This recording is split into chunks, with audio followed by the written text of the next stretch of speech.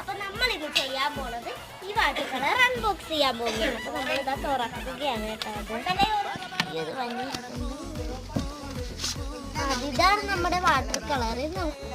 ഇതാണ് നമ്മുടെ water colour. അപ്പൊ ഇത് നമ്മളത് തുറക്കുകയാണ്. ഇവിടെ ഇങ്ങനെ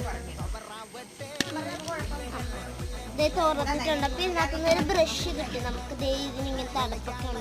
ഇതാണ് നമ്മുടെ ബ്രഷ്. നമുക്ക് കളർ അടിക്കാം.